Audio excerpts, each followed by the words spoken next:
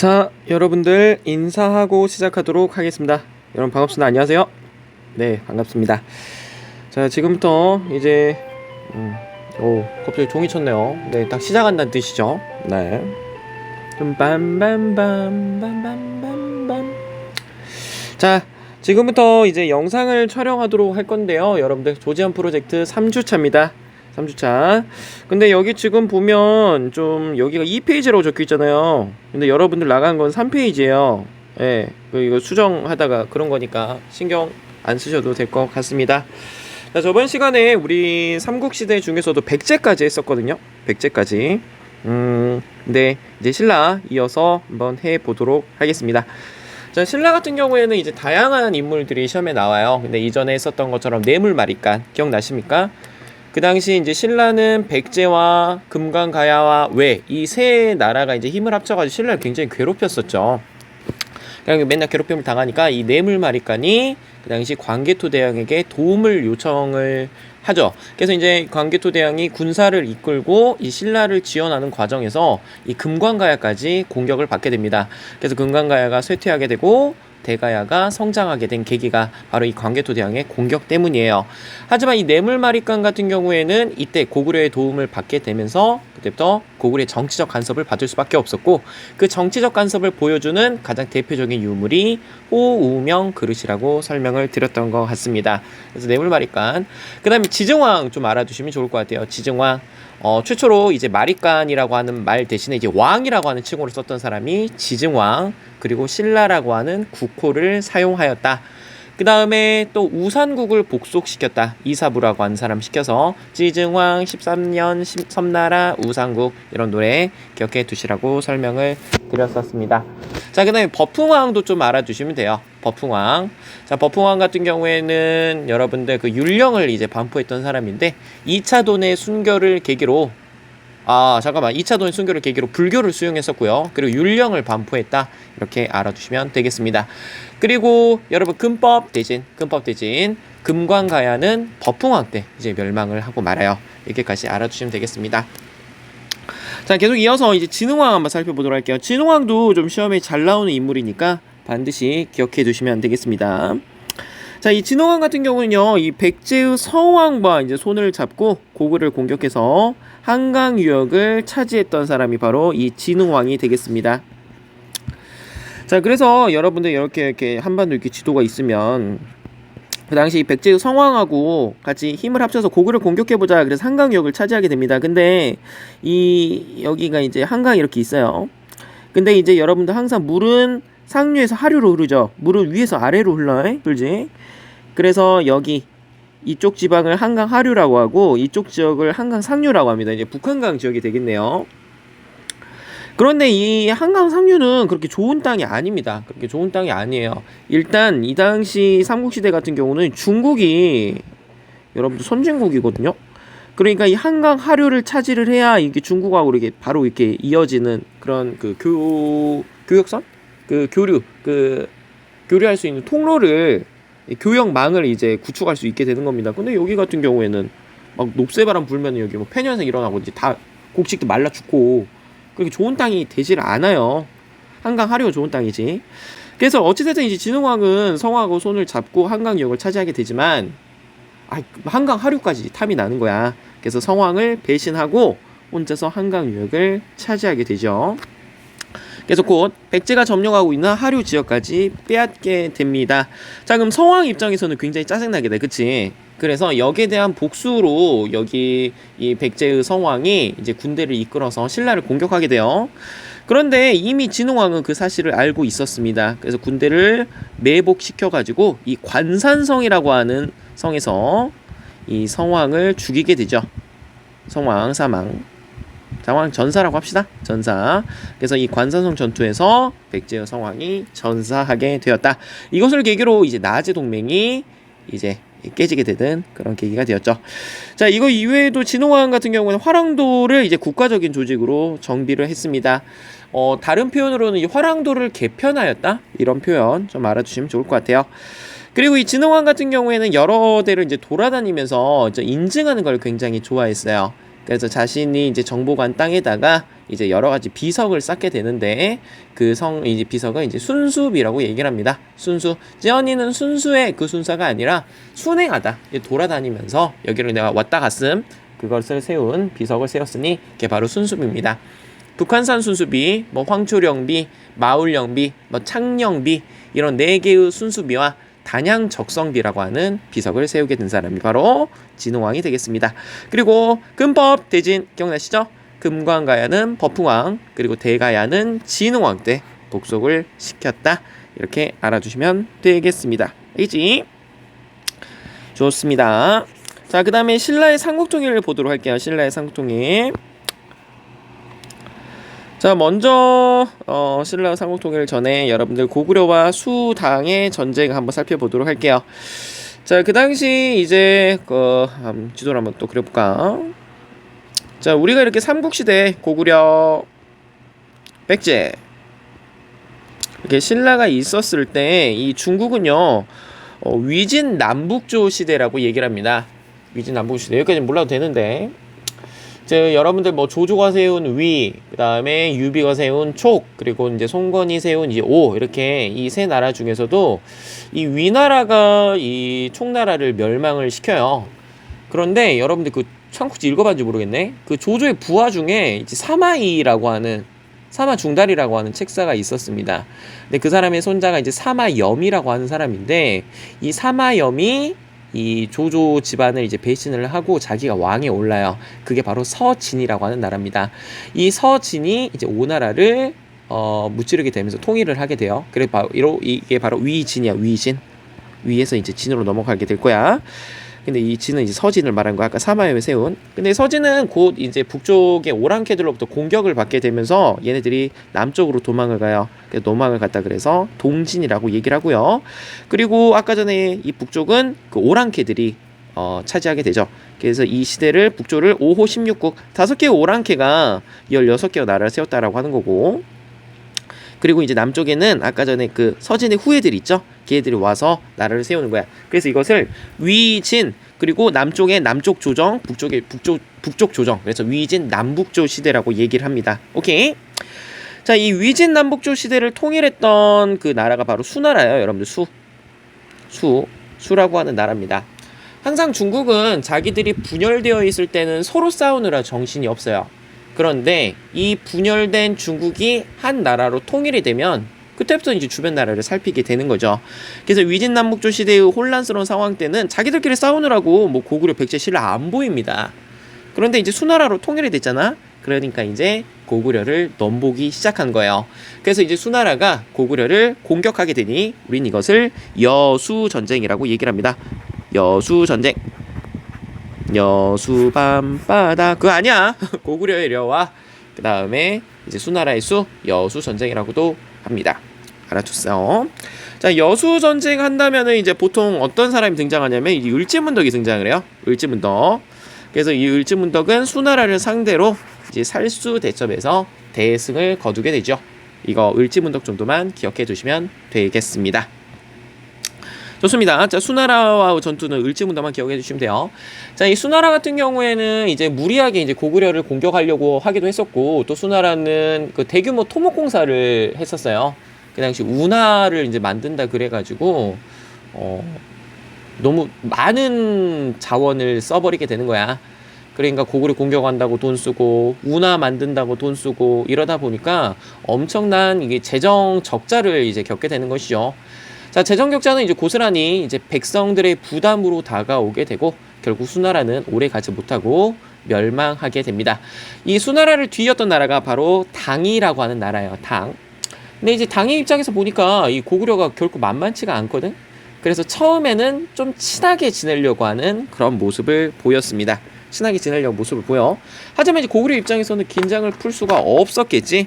그래서 이 당나라 침입에 대비하기 위해서 이 천리장성을 축조하는 모습을 보입니다. 천리장성은 우리나라에 2번 등장을 해요. 한 번은 고구려 때, 한 번은 고려 때 등장을 하는데요. 이 고구려 때 등장한 천리장성은 여기 이렇게 이 요동반도 쪽에, 요동 이 위쪽에 이렇게 만들게 되고요.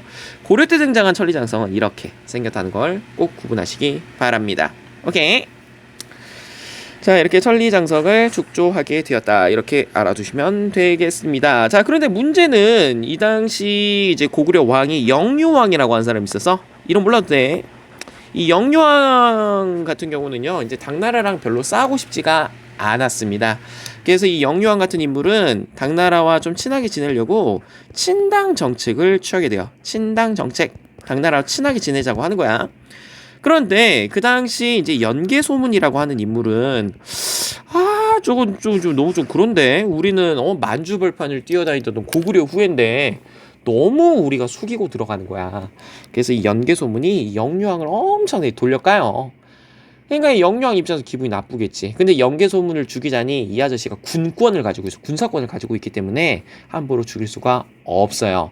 그래서 이 사람을 수도에서 좀 멀리 떨어져 있는 이제 변방으로 쫓아내려고 합니다. 그래서 아까 전에 천리장성 만들었다 그랬었잖아요. 여기다가 이 천리장성 공사장에다가 이 연개소문을 보내려 그랬어요. 그래서 연개소문이 이제 좋게 가나요? 좋게 안 가지. 그런데 그냥 안 간다 그러면 반역이요. 그래서 저 내일이면 천리장성 공사장 가는데요. 여러 그 대신 분들, 높은 분들 모시고 자 식사라도 좀 대접을 하고 싶습니다. 그렇게 해서 이 높은 고위 관료들을 초청을 해요. 근데 거기는 먹을 거 대신 군사들이 숨어져 있었죠. 그래서 연개소문은 거기에 왔었던 고위 관리들을 죽이고 그 자리로 바로 이제 그 궁성으로 쳐들어가서 영유왕을 죽이고 고구려의 마지막 왕인 보장왕을 세우게 됩니다. 자, 그래서 이 연개소문의 정변을 통해서 연개소문이 권력을 차지하게 되죠. 근데 아까 연개소문 같은 경우는 당나라랑 별로 이렇게 친하게 지내고 싶지가 않아. 그래서 이 당나라에 대해서 강경책을 취하게 될 겁니다. 그럼 당나라 같은 경우에는 옳거니 우리가 명분만 지금 생겼으면 딱 좋겠는데 고구려를 침입할 명분이 생긴 거죠. 감히 신하의 몸으로 왕을 마음대로 바꿔. 그래서 이 연개소문의 정변을 계기로 그 당시 당나라 태종은 군대를 이끌고 고구려를 쳐들어오게 됩니다. 자, 이 당태종의 침입을 막았던 전투가 바로 안시성 전투예요. 안시성 전투. 근데 이 안시성 전투의 이제 정사에 보면 안시성 전투의 성주의 이름이 나와 있지 않습니다. 하지만 이제 떠돌아다니는 이야기 야사를 이제 들어보면 뭔가 좀 그러죠. 들 야자를 써요. 떠돌아다니는 이야기 야사 그리고 정식 기록이 이제 정사라고 얘기를 하는 거예요. 자, 야사에서는 이 안시성의 성주를 양만춘이라고 기록을 하고 있어요. 양만춘. 근데 어쨌든 잘 모르겠어. 이 양만춘이 이제 성주로서 안시성 전투에서 당나라 당태종을 상대로 아주 잘 싸워냅니다. 그리고 안시성을 수호하게 돼요. 그래서 당태종이 물러가는 모습을 보이게 되죠. 그래서 여러분들 여수 전쟁에서는 을지문덕의 살수대첩 그리고 또 뭐가 있냐? 여당 전쟁, 고구려와 당나라 전투에서는 안시성 전투가 가장 대표적이다. 이렇게 알아두시면 되겠습니다. 알겠지? 자, 그 다음에 신라의 삼통일 한번 보도록 하겠습니다. 자, 이렇게 당나라가 이제 물러났어요. 물러나게 되고, 이제 당나라는 한동안 고구려를 침략하려고 하지 않습니다. 그런데 이 당시 한반도에서 무슨 일이 있었냐면, 아까 신라가 고구려 공격해서 한강유역을 차지하고, 그리고 또 나지동맹 깨고 성왕 죽였잖아. 그러니까 신라는 이제 고구려의 압박을 받기도 하고 그리고 백제의 공격을 받기도 합니다. 그래서 이제 신라 입장에서는 이제 고구려와 이제 백제의 공격을 양쪽에서 받다 보니까 정신이 없는 거야. 그래서 그 당시 이제 신라의 이제 선덕여왕이라고 하는 이 여왕이 그 당시 누구를 부르냐면 김춘추라는 사람을 불러요. 나중에 이제 태종 무열왕이 되는 사람이야. 그래서 이 김춘추를 불러가지고 지금 고구려도 압박도 있고 백제도 이제 쳐들어오니까 뭐 좋은 수가 없겠느냐. 그래서 김춘추가 이제 얘기를 하죠. 고구려는 옛날에 우리 뇌물마리간 도와준 사람이니까 지금 당장은 백제가 우리를 더 괴롭히니까 고구려의 도움을 받아서 백제를 막읍시다 라고 하는 그런 제안을 하게 되죠. 그래서 그 당시 선덕여왕은 이 김춘추를 고구려로 보내게 됩니다. 근데 고구려 입장에 받아들이겠습니까? 연개소문이 받아들이겠어요? 뭐라고 해? 아까 그러면 너희가 그 진흥왕 때 뺏어갔던 그 한강 유역을 다시 우리에게 돌려준다면 우리가 너희를 도와주마라고 얘기를 하죠. 근데 김춘추가 내놓겠습니까? 어떻게 그 배신자 소리까지 들으면서 얻은 땅인데 그래서 싫다고 하니까 감옥에 갇히게 돼요. 그리고 이제 어떡하지? 이제 집에 가고 싶은데 그러니까 이제 김춘추가 이제 고구려 신하들에게 뇌물을 먹이죠. 근데 그 뇌물 먹었던 고구려 신하가 김춘추를 풀어주진 않고 옛날 얘기를 해줍니다. 그게 바로 별주부전이에요. 별주부전. 별주부전 이야기는 알고 있을 것 같으니까 따로 설명하지 않겠습니다. 그 토끼의 간을 먹으면 용왕의 병이 낫는다라고 하는 이야기죠. 그 이야기를 들어주다가 이제 김춘추가 거기서 깨달음을 얻게 되는 거죠. 그러니까 알겠습니다. 이제 연개소문한테 한강유역을 주긴 줄 건데 저도 한 나라의 신하다. 그래서 여왕에게 물어보고 오겠다. 그래서 연개소문을 보내주게 돼요. 근데 다시 돌아오겠습니까? 안 돌아오지? 자, 그러면 지금 고구려의 도움을 못 받는다는 걸 알고가 있어. 그러니까 이제 누구를 부르는 거야? 중국의 당나라랑 이어지게 되는 거예요. 그래서 이 김춘추가 당나라로 넘어가서 나당연합을 만들게 되죠. 그 조건은 뭡니까? 만약에 당나라가 우리 신라를 도와주게 된다면 이 대동강 이북의 고구려 땅을 너희들에게 주겠다. 우리는 대동강 이남의 땅만 달라. 그래서 이제 거기서도 옳거니 오케이 그렇게 해서 나당연합이 체결이 되게 되는 것이죠. 자, 그래서 김춘추의 외교 활동으로 신라와 당이 연합을 하게 되면서 나당연합군을 결성하게 됩니다. 자, 이 나당연합군은 제일 먼저 어디를 공격하냐면요, 백제를 공격합니다. 백제를 공격해요. 자, 이 백제를 공격하는데 이 당시 백제의 마지막 왕은 의자왕입니다. 의자왕. 결국 의자왕 때 이 계백이라고 하는 충신이 황산벌 전투에서 이 김유신을 상대로 잘 싸워요. 그 당시 계백은 결사대 5,000명, 그리고 그 당시 신라군은 5만 명이었거든. 5천의 군사로 5만의 군사를 잘 막아내다가 나중엔 결국에는 패배하게 되죠. 자, 그리고 나서 백제가 660년에 멸망을 하게 됩니다. 백제 멸망. 몇 년? 660년에 멸망을 하게 돼. 자, 백제가 멸망을 했으니까 당연히 옛날에 백제의 유민들은 당연히 독립운동 하겠죠. 그러잖아. 지금 신라의 지배를 받고 있으니까 백제 사람들은 신라의 지배에서 벗어나려고 하는 독립운동 할 수밖에 없겠지. 그게 바로 백제 부흥운동이에요.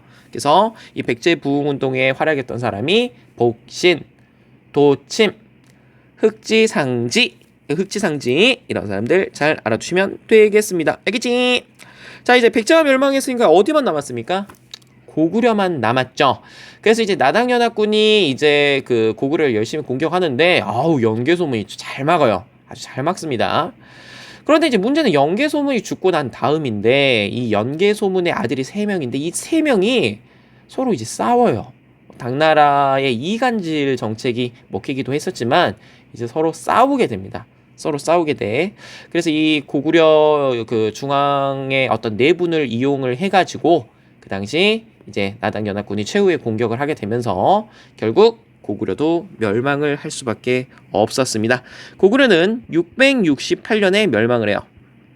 668년에 멸망을 하게 될 거야. 자, 아까 백제가 멸망하고 난 다음에 독립운동 한다 그랬었지? 고구려도 마찬가지야. 그 당시 나당연합군이 고구려를 점령하게 됨에 따라 이 고구려 유민들이 독립운동을 하게 돼요. 이게 바로 고구려 부흥운동.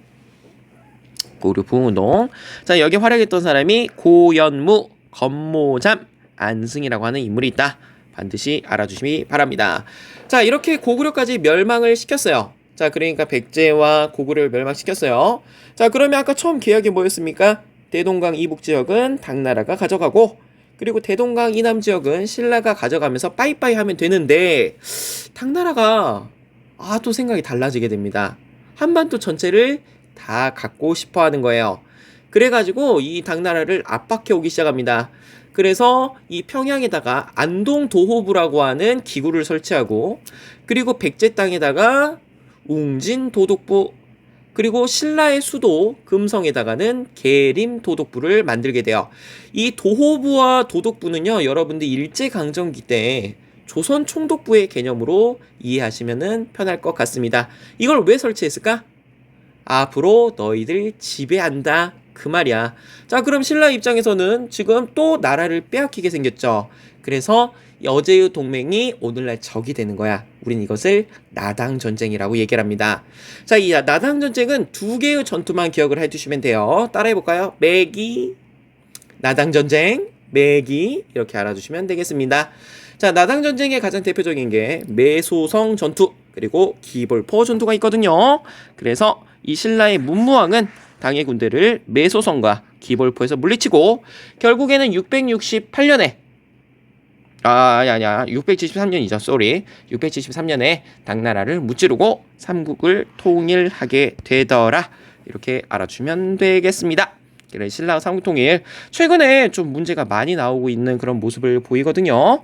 그래서 꼭 준비하시기 바랍니다. 최근에 그 시대를 물어보는 문제로 많이 나오더라고. 꼭 암기하시기 바랍니다. 자, 그 다음에 삼국의 문화 부분을 보시면 되는데 뭐 신라 선덕여왕 때 뭐 황룡사 구축목탑이 만들어져 첨성대가 만들어졌다 뭐 이런 식으로 물어보지는 않을 거예요. 그냥 황룡사 구축목탑과 첨성대가 신라와 관련된 그 유적지다 정도만 알아두시면 되겠습니다. 첨성대, 황룡사, 구축목탑 모두 다 신라와 관련이 되어 있더라 알아두시면 되겠습니다. 자, 그 다음에 통일신라와 발해의 발전을 보도록 할게요. 자, 우리는 이 시대를 남북국 시대라고 얘기를 합니다. 남북국. 이 남북국이라고 하는 용어를 최초로 사용했던 사람은 이 조선 후기 실학자였던 유득공이라고 하는 사람이에요. 유득공. 이 유득공이라고 하는 사람은 그 당시 자신의 저서인 이 발해고에서 남쪽에는 신라가 있고 통일신라가 있고 북쪽에는 발해가 있다. 그래서 우리는 이 시대를 남북국 시대라고 불러야 된다 라고 해서 이 남북국이라고 하는 용어를 최초로 사용했던 사람이 바로 유득공이 되겠습니다. 자, 그러면 이 남북국 시대, 특히나 이 통일신라 시대 때는 여러분들 어떤 사람을 좀 많이 물어보냐면 이 신문왕을 좀 많이 물어봅니다. 그래서 여러분들은 이 신문왕의 업적을 좀 암기하셔야 될 것 같아요. 신문왕도 정말 출제가 자주 되는 인물이거든요. 그러니까 여러분들 신문왕의 업적 반드시 암기하시기 바랍니다. 자, 먼저 이 신문왕 같은 경우에는 김음돌의 난을 진압해요. 이 김음돌은 왕의 장인어른인데 글쎄 이 김음돌이 실제로 난을 일으켰는지는 잘 모르겠습니다. 잘 모르겠어. 그런데 이 김음돌이 이제 난을 일으켰다라고 해가지고 여기에 관련된 많은 진골 귀족들을 숙청하게 돼요. 진골 귀족 숙청. 이렇게 관련해가지고 가장 그 자기 왕권을 위협하는 그런 고위 관료들 있잖아. 걔들 말 잘 듣게 하려면 반란입니다. 그래갖고 이제 관련된 다 그냥 다 엮을 수가 있는 거예요. 그래갖고 너도 개입돼 있지? 너도 개입돼 있지? 전하 죽여주시옵소서. 저는 억울합니다. 뭐 이렇게 얘기할 거야. 아니야. 근데 뭐 증거는 뭐 만들면 되니까 너무 좀 그런가요? 그래서 이 김음돌의 난으로 이 진골 귀족들이 많이 숙청이 되게 됩니다. 그리고 이 신문왕은 왕권을 강화하기 위해서 군사 조직을 이제 정비를 하게 되는데요. 중앙군 구서당, 지방군 십정을 이제 설치하게 되죠. 중앙군은 서울 지키는 얘들, 그리고 지방군은 지방을 지키는 얘들 이렇게 알아두시면 되겠습니다.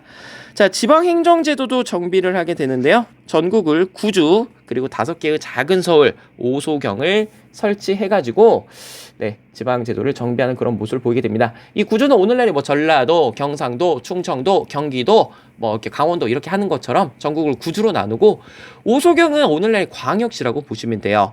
그 당시 이 신라의 수도가 너무 동남쪽에 치우쳐져 있었죠. 경주가 너무 통일을 했는데 가운데가 아니잖아. 너무 경상도 쪽에 붙어 있잖아. 그래서 수도가 한쪽에 치우쳐져 있는 것을 보완하기 위해서 5개의 작은 서울 5소경을 설치하게 되는 것이죠. 자, 그리고 이 관료전을 지급하고 노급을 폐지합니다. 이 관료전 지급과 노급 폐지는 여러분들 제가 정말 많이 설명을 드렸어요. 그래서 올 초에 올렸던 그 영상을 통해서 다시 확인하시면 되겠습니다. 작년 강의 때 그때 참고하시면 좋을 것 같아요. 간단하게 설명을 드린다면 이 관료전과 노급은 둘 다 직역에 대한 대가, 관리들이 일을 한 대가로 받는 월급의 개념으로 보시면 됩니다. 그런데 오늘날은 우리가 직접 이게 돈으로 주지만 이때는 그 토지에서 세금을 거둘 수 있는 권한을 줬거든요. 그런데 이 관료전이라고 하는 것은 조세와 공납, 그러니까 토지세와 특산물을 거둘 수 있는 것을 말하고요. 이 노급 같은 경우에는 조세와 공납역, 그러니까 토지세와 특산물과 노동력을 수취할 수 있는 그런 개념이라고 보시면 되겠습니다. 오케이. 그런데 관료전은 노동력을 거둘 수가 없고 노급은 노동력을 거둘 수가 있는 거야. 그런데 관료전을 지급하고 노급을 폐지했단 말은 무슨 말입니까? 즉 신하들이 노동력을 수취할 수 없게 함으로써 경제력과 군사력 기반을 약화시키기 위해서 관료전을 지급하고 노급을 폐지했다. 이렇게 알아두시면 되겠습니다. 자, 그 다음에 또 유학 교육을 시키기 위해서 국학이라고 하는 교육기관을 만들게 돼요. 국학. 잘 알아두시고, 그리고 그 당시 육두품이라고 하는 세력들을 등용해서 자신의 어떤 개혁 정책을 좀 뒷받침할 수 있도록 좀 중용하게 되죠. 가장 대표적인 사람이 바로 설총이라고 하는 사람인데, 이 설총의 아빠는 원효대사입니다. 그래서 이 설총은 화왕계라고 하는 이야기를 신문왕에게 들려줌으로써 앞으로 정치를 이렇게 하세요라고 하는 좋은 역할을 많이 하게 돼요. 그래서 신문왕 업적 반드시 암기하시기 바랍니다. 자, 오른쪽 넘어가도록 할게요. 자, 신라 말의 동요 보도록 할게요. 여러분들 이 통일신라 같은 경우에는 항상 베스트와 워스트가 나옵니다. 그래서 신라 중대 때 베스트 신문왕, 그리고 워스트 진성여왕이 나와요. 진상을 많이 펴서 진성여왕 이렇게 암기하시면 좀 더 편하겠네요. 자, 이 진성여왕 같은 경우에 놀개를 굉장히 좋아했다고 합니다. 놀개를 굉장히 좋아했고, 이 진성여왕 같은 경우에는 또 이게 또 젊은 어떤 미소년들을 굉장히 좋아했대요. 뭐 그래서 뭐 송중기, 뭐 강동원 이렇게 뭐 잘생긴 사람들 있잖아요. 그게 누구지 걔? 조재현인가? 예, 뭐, 예, 그런 사람들을 이제 데리고 와가지고, 이제 밤마다 이렇게 뭐 재밌게 놀았다고 그래요. 자, 그럼 맨날 밤마다 술 먹고 노니까, 여러분들, 당연히 돈이 필요하겠죠? 그럼 그 돈은 국민들의 세금으로 충당을 하는 거야. 그런데 이거 놀다 보면 끝도 없어요. 그러니까 돈이 부족할 때마다 백성들에게 세금을 거두니까, 당연히 백성들은 먹고 살기가 힘들었겠지? 자, 그래서 이렇게 먹고 살기가 힘드니까, 이때 어떤 세력이 커지냐면, 이 호족 세력들이 굉장히 성장을 하게 됩니다. 그래서 이 진성여왕 때 이 궁예라고 하는 사람이 송악에서 후고구려를 건국하고요. 그리고 이 견훤이라고 하는 사람이 비슷한 시기에 그 오늘날의 그 전주, 그러니까 완산주에서 후백제를 건국하게 될 겁니다. 건국 좀 알아두세요. 선생님, 그 왕건은요? 왕건은 궁예의 부하였어요. 나중에 이 궁예를 제거하고 자기가 이제 고려를 건국하게 되는 것이죠. 자, 그런데 이 신라가 이렇게 막 처음부터 이렇게 막 망하고 그런 건 아니었어. 이 진성여한테 이 최치원이라고 하는 이 육두품 이 학자가 그 당시 진성여한테 제발 정신 좀 차리세요라고 해가지고 그 개혁안을 10가지를 이렇게 바칩니다. 그걸 시무십여조라고 얘기를 해요. 근데 진성여왕이 그것을 받아들이지 않습니다. 그래서 최치원이 굉장히 거기에 실망을 해가지고 이제 산속으로 이제 들어가 버리게 되는 그런 결과를 가져오게 되죠. 이렇게 신라 마쳤습니다. 자, 그 다음에 발해 보도록 하겠습니다. 발해. 자, 이 발해 같은 경우도요, 여러분들 주요 키워드 위주로 좀 공부를 하시면 될 것 같아요. 발해. 발해는 뭐 어떤 왕 때 무슨 정책을 시행했다라기보다는 이러한 제도, 이러한 뭐 특징을 가지고 있는 나라에 대한 설명으로 옳은 것은, 그러니까 전체적인 부분을 물어볼 겁니다. 그래서 여러분들은 주요 키워드를 기억해 두셨다가 이 키워드들이 나오면 이거 발해구나. 그래서 정답을 찾아낼 수 있으면 됩니다.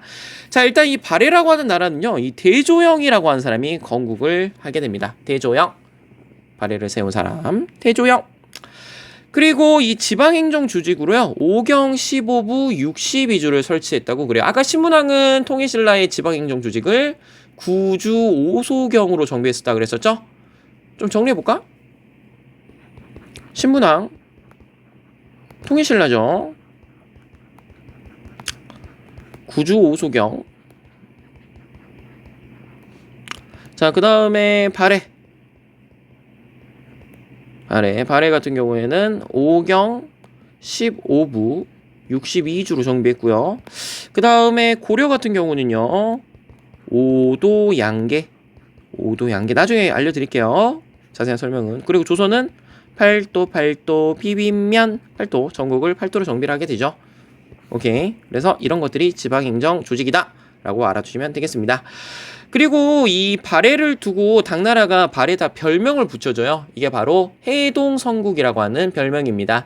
바다 동쪽의 성스러운 국가다. 그래서 해동성국이라고 하는 별명을 가지고 있다. 그리고 이 발해는 이제 거란에 이제 멸망을 하게 돼요. 거란의 침략으로 멸망을 했었다. 알아두시면 되고요. 그리고 발해 같은 경우에는 아무래도 이제 고구려를 계승한 나라다 보니까 여러 가지 고구려를 계승한 모습을 보이게 되더라. 이렇게 알아주시면 되겠습니다. 자, 남북국시대의 이제 경제 보도록 할 건데요. 이제 통일신라 때 이 민정문서, 이제 다른 말로 촐랑문서라는 게 있어요. 그래서 이제 일본 그 동대사 도다이사라고 불리는데 여기서 발견이 되었고요. 당시 통일신라 시대의 촌락의 경제 상황을 보여주는 문서라고 보시면 되겠습니다. 세금을 징수할 목적으로 3년마다 이 촌주라고 하는 사람이 그 동네의 인구수, 토지 종류, 면적 등을 작성을 해놓는 거예요. 왜? 세금 거두려고 그러는 거예요. 그래서 이 집안은 뭐 토지를 얼마나 가지고 있고 인구를 얼마나 가지고 있다. 그래서 거기에 이제 비례해가지고 이제 세금을 거두게 되는 거야. 그래서 이 촌락문서 또는 민정문서가 등장하면 아 이거 통일신라구나 라고 생각하시고 문제 푸시면 되겠습니다. 자, 남북국 시대의 문화 보도록 할게요. 자, 오늘 빨리 끝날 것 같네요. 자, 신라 경동왕 때 뭐 석굴암 불국사 이렇게 만들었다 이거는 안 물어볼 거예요. 그냥 아까 전에 선덕여왕의 황룡사 구축목탑과 아까 그 뭐가 있었냐? 첨성대가 신라의 것이라고 하는 것처럼 석굴암과 불국사가 이 통일신라 때 만들어진 유적지란 걸 좀 알아두시면 될 것 같아요. 그리고 신라 하대 때 이 원성왕이라고 하는 사람이 이 처음으로 이제 시험을 쳐가지고 관료를 뽑으려고 하는 독서 삼품과라고 하는 제도를 시행하게 되죠. 일단 이 신라라고 하는 나라는 이 골품제라고 하는 이 신분 제도를 가지고 있었는데 내가 아무리 멍청해도 내가 진골 출신이야. 그러면은 시험을 치지 않고 바로 공무원으로 등용을 했어요. 관리로 등용을 했어요. 근데 이러다 보니까 당연히 문제가 발생할 수밖에 없지. 그래서 이 원성왕이라고 하는 사람이 이제는 진골 출신이라도 시험을 봐서 관리로 등용하겠다라고 하는 독서 삼품과 제도를 시행하게 됩니다. 그러니까 과거의 전 버전이라고 보시면 돼요. 이 독서 삼품과를 좀 자세하게 설명을 드린다면 아까 신문할 때 국학을 만들었다 그랬었잖아. 이 국학의 졸업 신문으로서 책을 읽는 독서 능력에 따라서 상품, 중품, 하품으로 나뉘었다. 그래서 독서 삼품과 이렇게 알아두시면 되겠습니다. 자, 그 다음에 또 신라 때, 이제 그 통일신라 때 이 장보고라고 하는 사람이 완도에다가, 오늘날의 완도에다가 청해진이라고 하는 그 기지를 만들어요. 청해진이라고 하는 기지를 만들게 됩니다. 그래서 좀 이렇게 정비를 하시면 될 것 같아요. 그리고 이제 발해와 이제 관련된 이 발해관이라고 하는 그 동네도 좀 알아두시면 될 것 같습니다. 발해관. 발해 이제 그 사신들이 이제 그 쉴 수 있는 공간이라고 보시면 될 것 같아요. 자, 그리고 이제 발해한다면은 그 이 것들이 이제 좀 시험에 나올 수 있어요. 이 온돌, 예, 온돌을 사용했다. 그리고 이것이 발해 돌사자상입니다. 그래서 이제 발해 문왕의 이제 딸 중에 이제 정혜공주라고 하는 그 딸이 있어요. 그리고 정혜공주가 이제 빨리 죽습니다. 이 정혜공주 묘에서 이 돌사자상이 발견이 됐어요. 자, 그리고 이제 발에 이제 석등이 있습니다. 석등 좀 잘 알아두시고요. 그리고 이불병자상 좀 중요하거든요. 이거 시험에 나올 수 있으니까 좀 잘 기억해 두시면 되겠습니다. 두 명의 부처가 나란히 앉아 있다라고 하는 뜻이에요. 그래서 이 불이 부처를 말하는 거거든.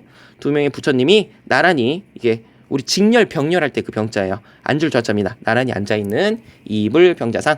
그래서 발해의 돌사자상, 석등, 이불병자상이 등장하면 아 이거 발해구나 라고 문제 푸시면 됩니다. 자, 그럼 지금까지 배웠던 내용이 실제로 어떻게 기출에 출제가 되었는지 살펴보도록 하겠습니다. 잠깐 물 좀 마시고 올게요.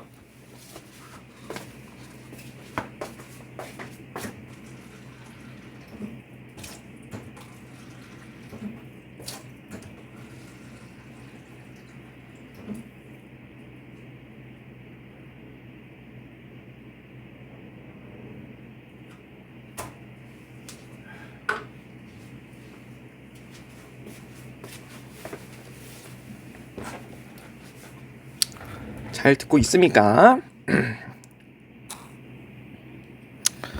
봅시다. 보도록 합시다. 먼저 3월부터 봐야 되겠네요. 20년 3월부터 과연 우리가 방금 배웠던 부분이 어떻게 출제가 되었는지 살펴보도록 하겠습니다. 자, 3번 문제가 여기에 해당이 되겠네요.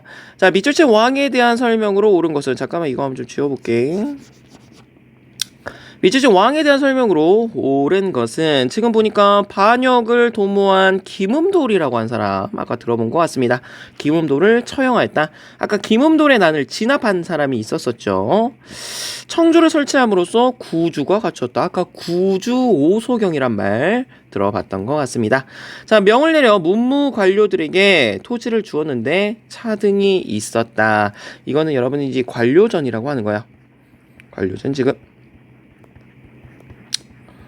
그러니까 김음돌의 난을 진압했다. 구주 오소경을 정비하였다. 관료전을 지급하였다. 이 사람은 신문왕이란 걸 알 수가 있죠.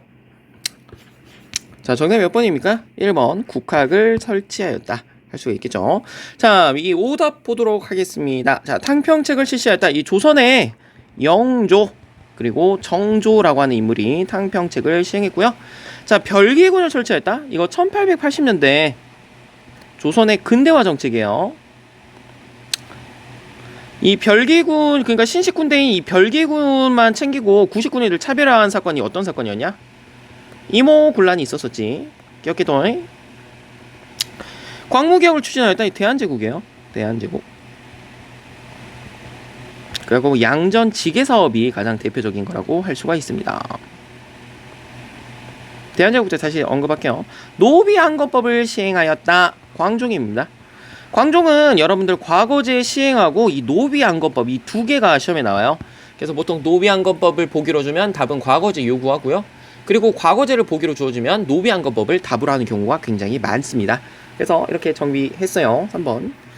4번은 아니고요. 5번도 아니고 6번도 아닌 것 같고 7번도 아닌 것 같고 됐습니다. 됐고요. 3월 거 끝났고 자, 4월 거 한번 볼까요? 4월 거.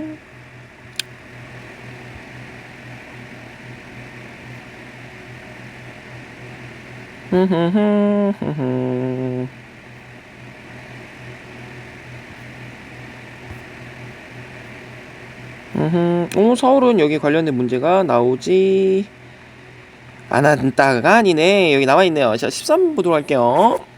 가국가에 대한 설명으로 옳은 것은 자, 고구려 출신의 대조영 나왔습니다. 와, 이거 너무 쉽죠. 아까 전에 발해 그죠?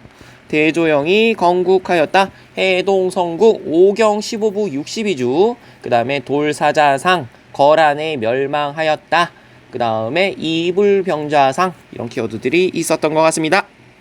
자, 여기 보니까 5경 15부 62주도 나와있네요. 누가 봐도 거란이 알 수 있죠. 거란에 의해 멸망하였다. 봐보세요 여러분들. 조재현 프로젝트만 여러분들 하시면 그냥 다 맞습니다. 의심하지 마세요 여러분들. 의심하지 마세요. 정답 몇 번? 4번. 전성기에 해동성국으로 불렸다. 자, 청해제를 설치했던 사람 아까 전에 누구였습니까? 장보고 통일신라 때 사람이야. 화백회를 개최하였다. 이거는 신라의 귀족회의죠. 신라 귀족회의. 고구려는 제가회의, 백제는 정삼회의, 신라는 화백회의. 영고, 부영고, 부여. 부여는 영고랑 사출도 외워두라 그랬어. 성균관을 두었다. 이거 고려말과 조선의 교육기관이 성균관이라고 할 수가 있겠습니다. 6월 거 한번 풀어볼게요. 6월.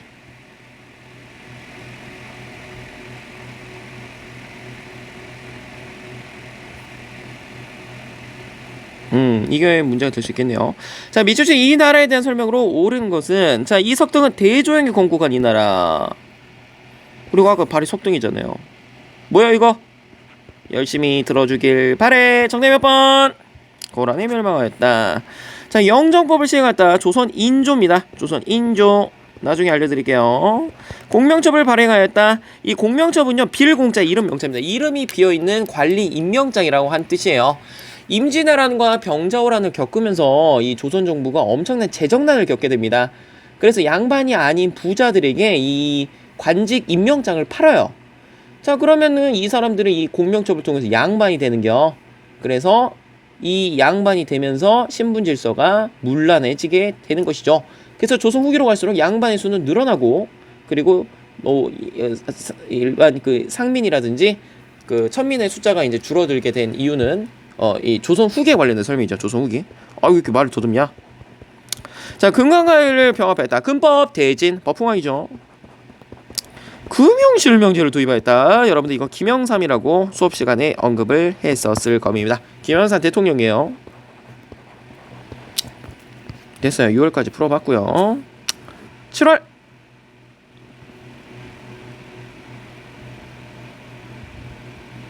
2월까지 나왔네요.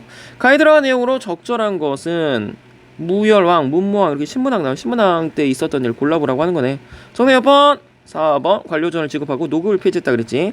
평양으로 천도한 거 이거 뭐 장소왕이 정도가 됐겠네요. 무슨 정책? 남진 정책. 자, 12목을 설치한 거는 고려 성종 때입니다. 고려 성종. 나중에 설명을 드리겠지만 이 당시 이 최승로라고 하는 사람이 시무 28조를 올리거든요. 이 시무 28조에 따라서 고려 성종이 지방에 12목을 설치하게 됩니다. 대동법을 시행한 사람 조선의 광해군이에요. 광해군. 조선 광해군.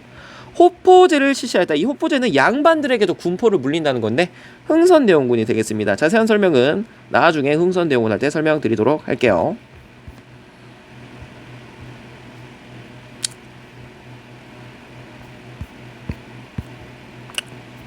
뒤로 넘어갑시다. 9월.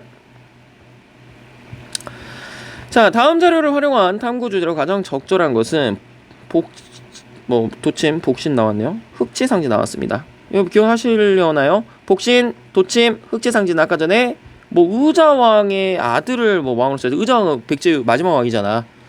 그러니까 백제의 마지막 왕을 왕으로 세워가지고 백제를 다시 살려보자라고 하는 운동이겠네. 백제 부흥운동이죠. 정답 몇 번? 1번. 너무 쉽지. 위정촉사운동. 위정촉사운동 이 정자가 여러분 바를 정자예요. 바른 것을 지키고 나쁜 것을 배척한다라고 하는 운동입니다. 그러니까 여기서 바른 것은 성리학 질서를 말하는 거예요. 그래서 그 당시 양반 유생들이 그 당시 우리 병인양요, 신미양요 이때 프랑스하고 미국이 문 열라고 계속 요구하잖아. 거기에 저항했었던 운동이 위정촉사 운동이야. 나중에 봅시다. 사군육진을 개척했었다. 조선 세종입니다. 조선 세종. 그래서 최윤덕 장군을 통해서 사군을, 그리고 김종서 장군을 통해서 육진. 삼별초는 최씨 무신 정권 때 사람들이죠. 그래서 몽골의 침략에 끝까지 저항해서 강화도, 진도, 제주도로 옮겨가면서 싸웠던 친구들이야. 몽골이 항복하는 거 반대하고. 북벌운동의 배경. 북벌 같은 경우에는 여러분들 병자호란 이후의 일이겠네요. 그 당시 우리가 오랑캐라고 여겼었던 청나라한테 결국에는 항복을 하게 되잖아. 이건 삼전도의 굴욕이라고 하는데 이 원수를 갚자, 북쪽을 정벌하자라는 운동이 북벌운동이 되겠습니다.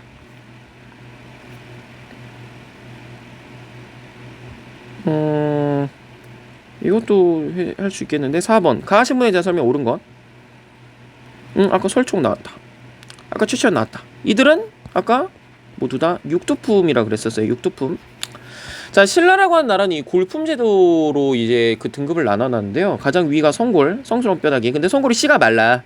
그리고 나중에 이제 진골리들이 굉장히 높은 자리까지 올라가. 그 다음에 육두품 5, 4, 3, 2, 1두품으로 이게 서열을 정리하거든요. 근데 문제는 이 1두품이라고 해서 평민이 아니야. 다 모두 다 이제 지배계층이에요. 지배계층. 근데 나중에 이제 통일신라가 되고 나서 이 3두품 이하는 평민화 되긴 하지만 처음엔 얘들도 다 지배층이었어. 근데 이 육두품 중에는 아무리 능력이 뛰어나도 이 골품제도 때문에 이 높은 데까지 못 올라가는 거예요. 내가 장관을 달 수가 없어. 육두품이라고 하는 이 신분적 한계 때문에. 결국 육두품 애들이 굉장히 빡쳐가지고, 화가 나가지고 그 당시 이제 중국으로 넘어가서 이제 유학 생활을 해요. 우린 이것을 건널 도자입니다. 당나라로 넘어가서 공부하는 학생들, 그래서 도당 유학생들이라고 얘기를 해요. 오케이.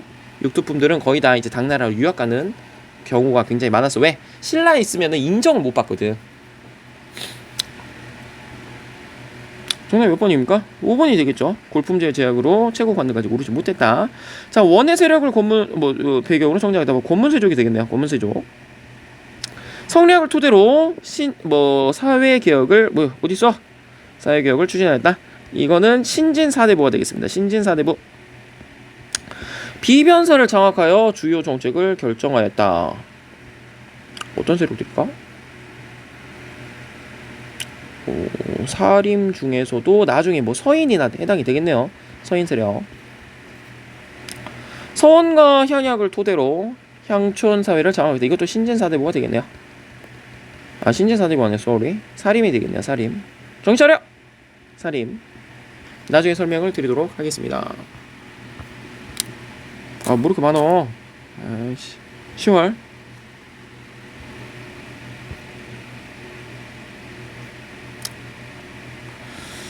자, 가국가에 대한 설명으로 옳은 건 나와 있습니다. 자, 을지문덕이 술을 부수고 돌아오니, 이거 아까 전에 여수전쟁, 아까 청천광 나온 거 보니까 살수대첩이란 걸 알 수가 있죠. 살수대첩.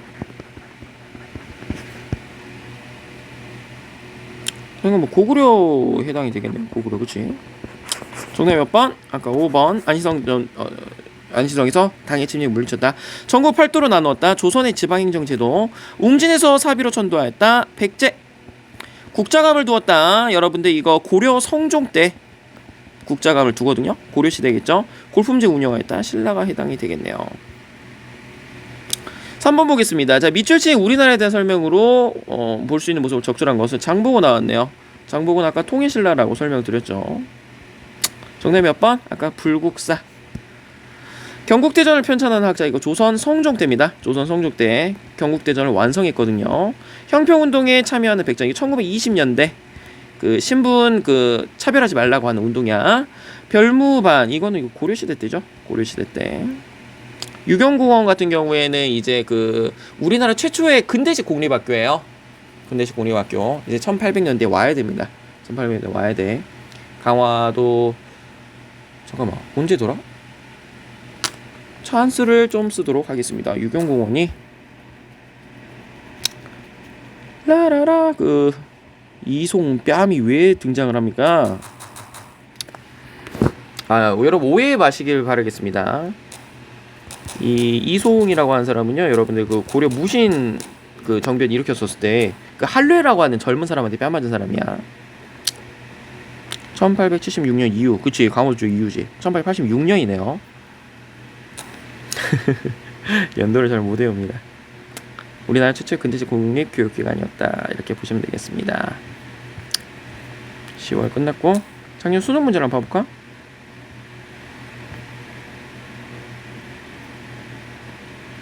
삼 번 정도를 풀어보면 되겠네요.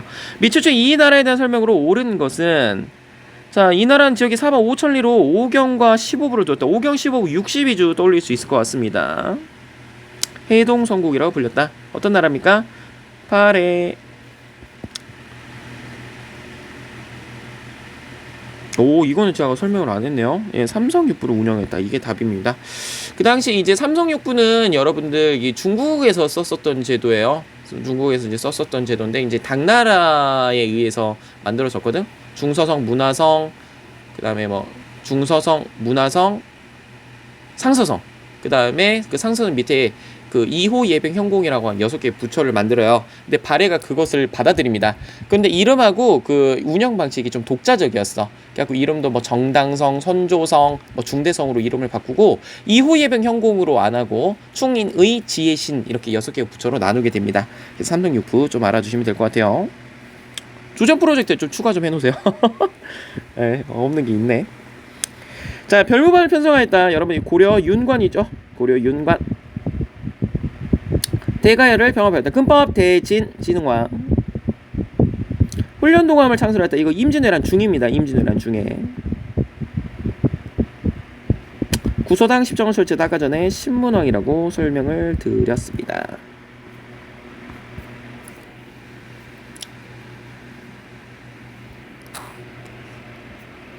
자, 4월 거 한번 볼게요. 이번 올해 4월. 자, 가에 들어갈 내용으로 가장 적절한 것은, 자, 정해공주 돌사자상이 나왔네요.